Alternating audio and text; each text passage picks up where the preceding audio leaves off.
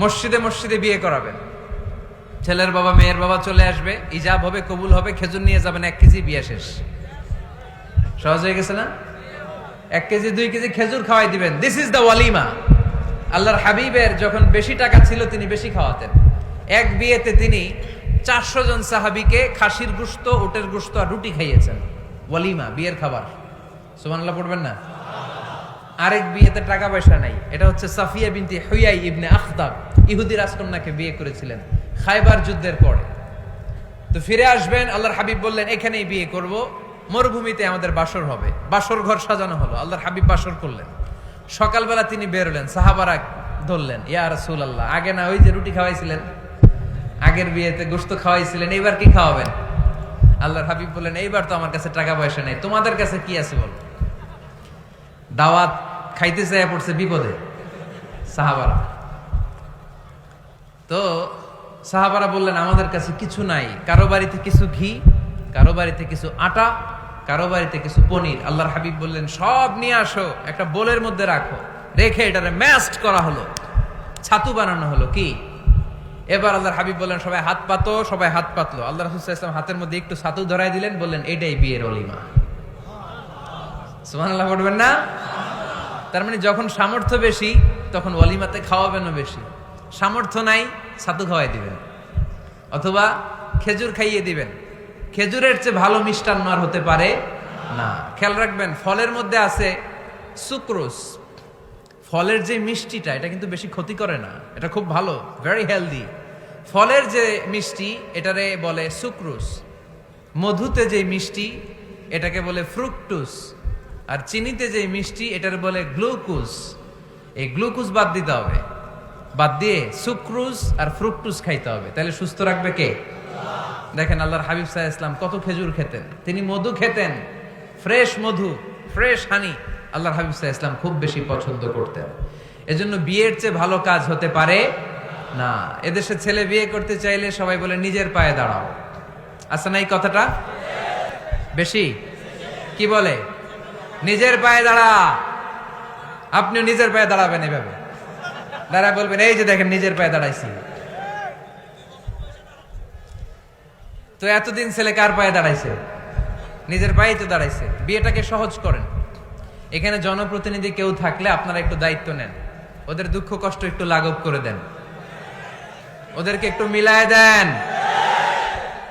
এই বিয়েটা হচ্ছে ভালোবাসার বন্ধন, এটা জান্নাতি ভালোবাসায় ভরপুর একটা সম্পর্ক। কারণ সাইয়েদনা আদম আলাইহিস সালাম আর হাওয়া আলাইহাস সালাম দুইজনের বিয়ে হয়েছিল জান্নাতে। সুবহানাল্লাহ পড়েন।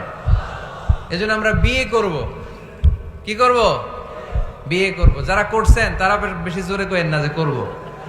মহিলা প্যান্ডেল আছে ওই পাশে, ভাবি শুনতে পারে। ভেজাল আছে না নাই? অন্য দেশে এই কালচারটা গড়ে উঠলেও আমাদের দেশে ওঠে নাই, ঠিক কিনা? এদেশের মা বোনেরা ভালোবাসার ভাগ বসাইতে দেয় না কাউরে, একাই পুরো ভালোবাসা উনি রাখবে। তো যাই হোক, যারা করে ফেলছেন তো করে ফেলছেন, যারা করো নাই তারা বিয়ে করার ট্রাই করো। বিয়ে কখনো কারো সফলতা আটকে রাখে না। যত বড় বড় মনীষী বিজ্ঞানী খেয়াল করে দেখো আগে বিয়ে করছে, ঠিক কিনা?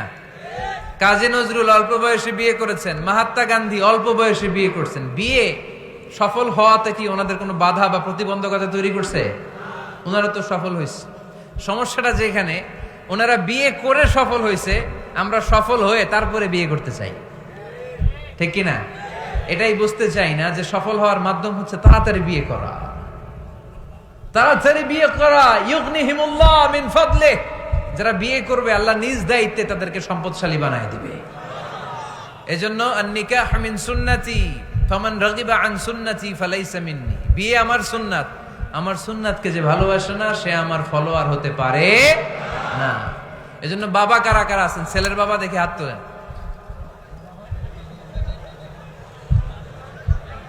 ছেলের বাবা হাত তুলে বলেন আল্লাহ আমার ছেলেকে সময় মতো বিয়ের পিঁড়িতে বসায় দিব ইনশাআল্লাহ। ছেলের বিয়েতে 1 টাকাও যৌতুক নিব না। আওয়াজ করে পড়েন আমিন। হাত নামান। মেয়ের বাবা কারা আছেন দেখি? মেয়ের বাবা হাত তোলেন, আওয়াজ করে বলেন হে আল্লাহ। আরো জোরে বলেন হে আল্লাহ। আপনাদের ভালো লাগতেছে না এটা? বলেন আল্লাহ, আমার মেয়েকে সময় মতো ভালো পাত্রের হাতে তুলে দিব, সময় মতো বিয়ের ব্যবস্থা করব, তুমি তৌফিক দাও। মেয়ের বিয়েতে 1 টাকাও যৌতুক দিব না। আওয়াজ করে পড়েন আমিন। হাত নামান। বিয়ে করো নাই কারা কারা? হাত তোলো। আওয়াজ করে বলো হে আল্লাহ, সময় মতো বিয়ে করতে চাই, তুমি তৌফিক দাও। আওয়াজ করে বলো আল্লাহ, হাত তুলে ওয়াদা করলাম আমার বিয়েতে 1 টাকাও যৌতুক নিব না। আমিন। আরো জোরে বলতে হবে আমিন। মাশাআল্লাহ। হাত নামাও, হাত নামাও। এই তো সবাই খুশি, ছেলের বাবাও খুশি, মেয়ের বাবাও খুশি, পাত্ররাও খুশি, মাইকের আওয়াজ শুনে ওইদিকে পাত্রীরাও খুশি। আলহামদুলিল্লাহ। দেখছেন বিয়েটা যে ভালো জিনিস, এটা তার প্রমাণ। বিয়ের কথা বললেই আনন্দ আসে, মুখে হাসি হাসে, প্রাণের মধ্যে উচ্ছ্বাস জাগে। ঠিক কি না? তাযাওয়াজু আল ওয়াদুদ আল ওয়ালুদ ফাইন্নী মুকাসিরুন বিকুমাল উমাম। সুন্দরী নারী দেখে, যে নারী বেশি সন্তান জন্ম দিতে পারে, এরকম মেয়ে দেখে বিয়ে করো। বেশি সন্তান তোমরা নাও, কেননা আমার বেশি উম্মত হলে কিয়ামতের দিন আমি আমার উম্মতকে নিয়ে গর্ব করে দাঁড়িয়ে যাব। আল্লাহর হাবিব বললেন, 1000 কোটি লোক আমার উম্মত। আল্লাহু আকবার। তাহলে বিয়েতে কোনো অকল্যাণ নাই। সহজ করে দিয়েন। ছেলে যদি মেয়েকে পছন্দ করে, মেয়ে যদি ছেলেকে পছন্দ করে, ছেলে যদি নামাজি হয়, মেয়ে যদি ভদ্র হয়, বাদ সাধবেন না, ঝামেলা করবেন না, বিয়ে দিয়ে দেন। কল্যাণ আছে না নাই? এজন্য বিয়েটাকে সহজ করবেন। যে সমাজে বিয়ে সহজ, ওই সমাজে জিনা কঠিন। যেই সমাজে জিনা সহজ, ওই সমাজে বিয়ে কঠিন। আমার দেশে জিনা করা সহজ না কঠিন? বিয়ে করা, বিয়ে করতে এই লাগে ওই লাগে, ব্যাংক ব্যালেন্স লাগে, ফ্ল্যাট লাগে, 10 লক্ষ টাকা মোহরানা লাগে। জিনা করতে কিচ্ছু লাগে না, তুমি আমি রাজি হইলে হয়ে যায়। ঠিক কি না? এটাই বাস্তবতা, চরম বাস্তবতা। This is the real crisis of the young society of Bangladesh.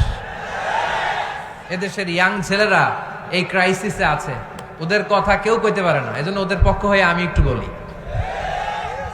বাবারা, ছেলের বাবারা, মেয়ের বাবারা, বিষয়টা একটু খেয়াল করবেন। A timely marriage is very important for the young society of Bangladesh. সময় মতো বিয়ে, এটা সব জায়গায় আমি বলি। ছেলের বাবা যারা আছেন, মেয়ের বাবা যারা আছেন, ওদের দুঃখগুলো একটু বুঝেন। ওরা অনেক দুঃখে আছে, কষ্টে আছে। বুক ফাটে তো মুখ ফুটে না। ঠিক কি না? বিয়ের চেয়ে ভালো কাজ হয় না, বিয়ের চেয়ে ভালো কাজ হতে পারে না। এই যে উঠতি বয়সের ছেলে মেয়েরা বর্তমানে এই ফাস্টেস্ট ওয়ার্ল্ডে যেভাবে ট্রেন্ড চেঞ্জ হচ্ছে, তারা তাদের যৌবনকে নষ্ট করে ফেলছে। তারা এই যে পরকীয়া, এই যে গার্লফ্রেন্ড বয়ফ্রেন্ডের যে কালচার, এগুলো আগে ছিল না, এগুলো দেশের মধ্যে এখন ঢুকছে। ওই যে চিল্লায় উঠতেছে অনেকে, দেখছেন? 100% কমন পড়ে গেছে এদের। তো এই যৌবনের তাড়নায়, এই যে যুবক বয়সে তারা যে পাপগুলো করে, অবৈধ মেলামেশার কারণে, হারাম রিলেশনশিপের কারণে, একটা পার্সেন্টেজ গুনাহ বাবা মার কাঁধেও আছে না নাই?